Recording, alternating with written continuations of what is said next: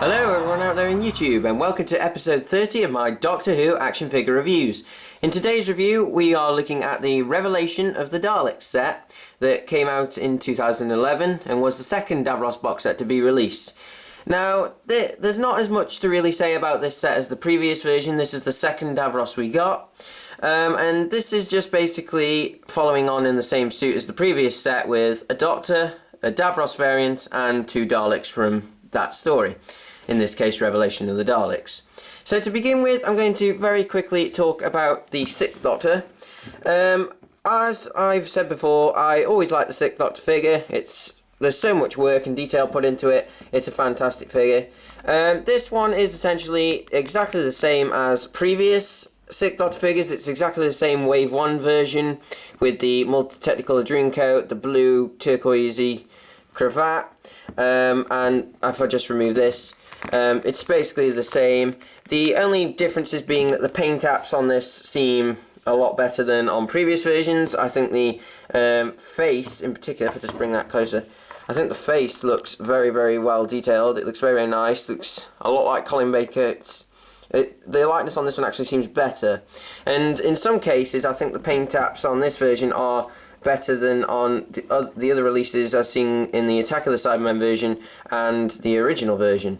So other than that, it's basically the same. The only issue is that here on the dirty wash of this pattern here, it's marked onto the pink section, and there's a bit of a paint bleed onto the red there. There's a bit of pink that's spilt onto it, but other than that, it's fine. So this Doctor's the same articulation. The only difference being that he comes packaged with this, the blue morning cloak from Revelation of the Daleks that he wears on Necros. This is just a solid piece of PVC like the John Pertwee cloak, and it's very nicely sculpted. It's got lots of folds and creases in. It's got the this bit here, the kind of flaps here with the gold lining and the baby blue. On the front we've got question marks, the kind of curled question mark hooks that he can button up, which he doesn't actually do in the story. That one going one way and one set going the other. And then you've got another colour blue for the main cloak, and then another baby blue on the inside. And the only issue with this is, of course, that because it's just a piece of PVC sculpted to fit the figure, if I can get it on, it does make him look like he does have big shoulders, and it does look like he's some form of bizarre superhero. So the cloak is a bit unusual that it flares out, but it's a nice little accessory, and I actually wish he'd worn the cloak a bit more. I mean, not to knock his costume, but I think that blue quite suits Colin Baker, which is why the real-time variant was such a nice surprise. So I'm not much to say on this Sixth Doctor. A nice little addition to the figure, and I'm just glad to see it. The next figure I'll look at is, of course, the Davros. Just pick up Colin. Now, this variant of Davros is very, very similar to the Resurrection model. However, there are some differences. If I just zoom into the head, basically the same. However, compared to the Resurrection version, the microphone is now on the other side. It's on the left side as opposed to the right. The microphone wire is completely black and it's supposed to be silver, and the end piece is different. It's just silver, there's no white on it. And if I just bring in the other Davros for a comparison, just zoom out a bit there, you can see that the microphone's there. And another thing that's slightly different is I believe that the wires are sculpted slightly differently on this one to the Resurrection Davros. They look slightly different how they've been sculpted, but I'm not sure. On the back it's basically the same, except that the quality on this one is a bit better. The blue head brace is a bit bent, as you can see, but the back of the chair is a lot better than on this one, as it's not curved at the top, so that's very, very good. Now, when you buy this set, should you choose to buy it, this Davros comes packaged with his normal hand. Now, the pictures online show him with this, which is his stump after Bostock has shot off all of his fingers. And this is just a white piece of plastic with green paint on it for his green Carled blood, and there's a knot in it as well. This is a very, very nice little addition. It makes the figure a bit more unique instead of just a close re-release of the Resurrection model. However, when you buy the set, it comes packaged with the normal hand. Now, this hand is removable. It's very fiddly, but you can just twist it out of the socket there. And when you get it in the box, it will be packaged with the normal hand in like this, so that you don't have to have the stump. So you can have a more normal Davros from that story. However, for the purposes of displaying, I usually tend to keep the stump on his hand, as it makes the figure a bit better, in my opinion. It makes it a bit more unique, and I quite like recreating that moment where he holds up his arm and the Doctor goes to shake it, and I just find that quite a funny moment. Other than that, the only other details are the control panel has changed. As you can see, the green switches now have white on the top. This is not the case from the actual story. They've just done it to make it look different to the other Davros, because all these switches are just green. They've repainted some of the switches. There's now a blue one as opposed to an orange one, and white instead of orange, and the injector panel, as you can see, has now been painted in a black and yellow. But this is something I forgot to mention on the Resurrection model, which I will mention now. This sculpt is not correct for the Resurrection model, as there should be a fifth green switch near where Davros's hand should be, and that's the switch he pulls to get the injector to come out of his chair.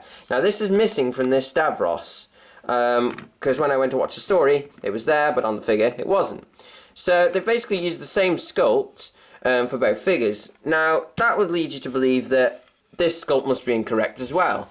Well, it isn't, because in Revelation of the Daleks, he does only have 4 switches, and the 5th one has vanished. So what they've basically done is they've used the Revelation control panel and just repainted it slightly for the Resurrection model. That's what I think's happened anyway.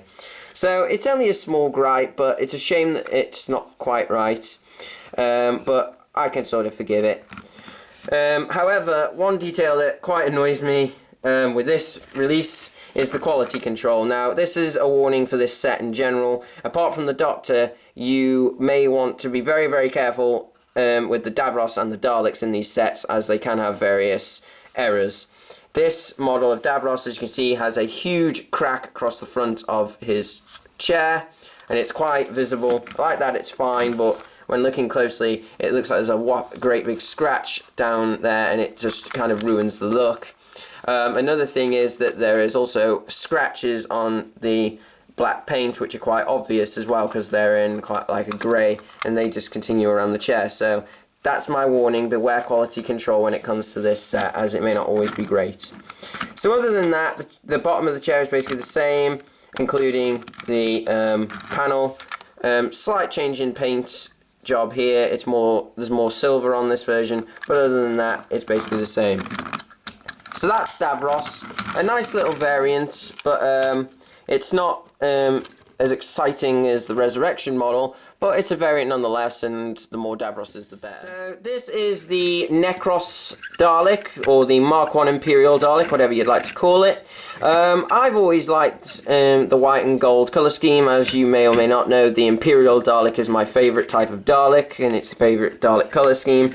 So having the Necros Dalek was a delight for me, as I always did like that colour scheme, so this variant was a very, very welcome release. The sculpt is basically a standard Dalek. It's got the standard articulation. The head does a 360. The eye stalk can move up and down. It's like this model's quite stiff and this one can't come out. The gun stalk and plunger are on ball joints, and the thing is on 3 wheels. So that's very, very nice. Now, in terms of the accuracy of the sculpt, again, like with the Resurrection models, this Dalek is not quite accurate, as it should have that section between the shoulder and the head that makes it just that little bit taller. However, they haven't included that in this sculpt either, like they did with the Resurrection models. I can sort of forgive it. It gives the Daleks a bit of uniformity, but it is a feature of these Daleks. When you go and watch the episode, they all are like that. But other than that, it's fine.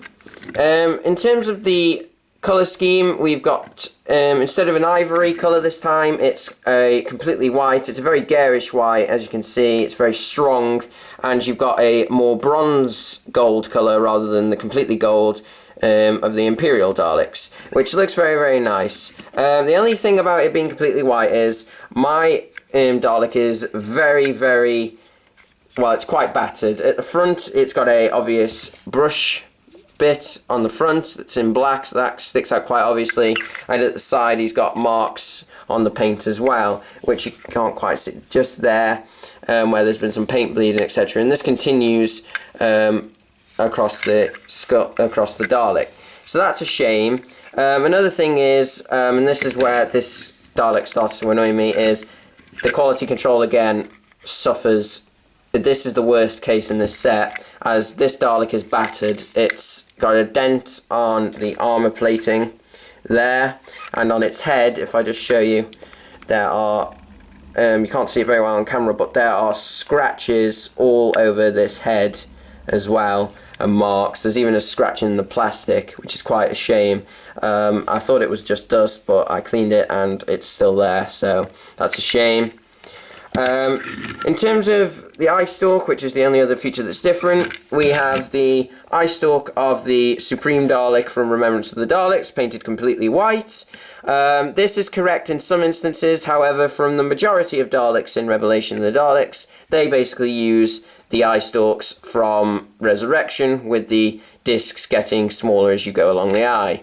So it is accurate, but it should really have the other set of discs to be a bit more accurate to the story, as more of the Daleks had that design of eye stalk than this. But it gives it a bit of variation, and I don't mind it as much as the issues with the quality control. But other than that, it's a very, very nice Dalek.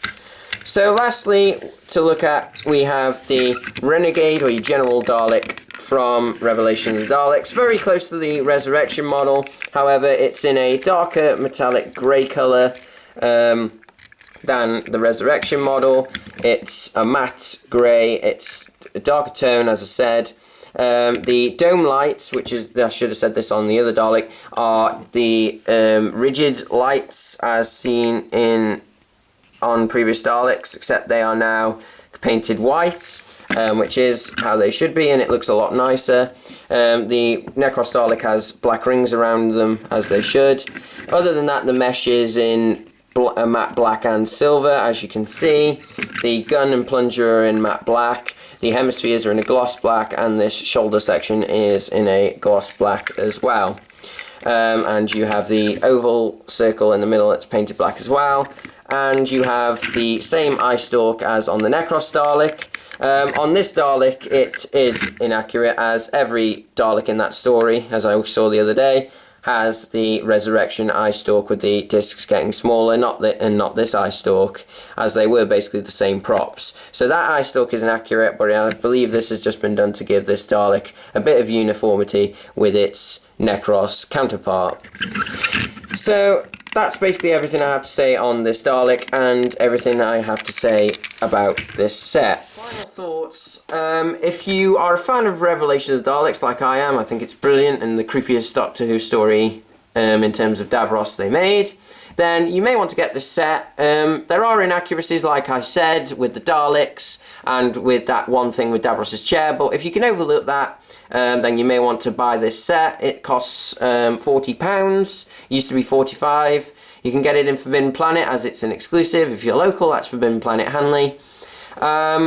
However, if you I would say this, if you want a nice set where there's not many imperfections in it or any marks or damages like on my Davros, you're best going into the shop and picking it yourself. I did go in and pick this one myself, however this was actually the best one they had out of the lot, and I couldn't guarantee that they'd have more in anytime soon, so I just picked this one and settled for it. Although they did re-release this Necros Dalek again in the Talking Wave and it looked better. So, thank you for watching this review, guys. Like I said, not much to say, very similar to the previous set.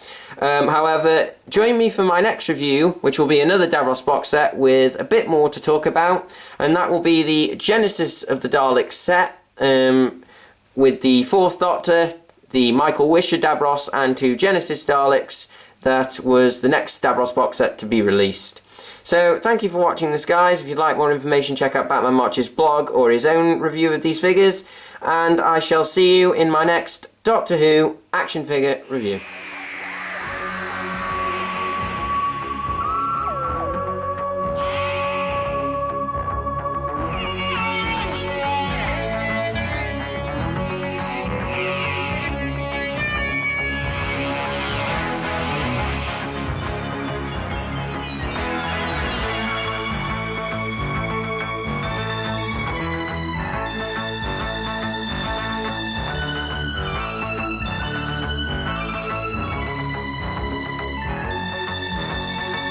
Hold my hand.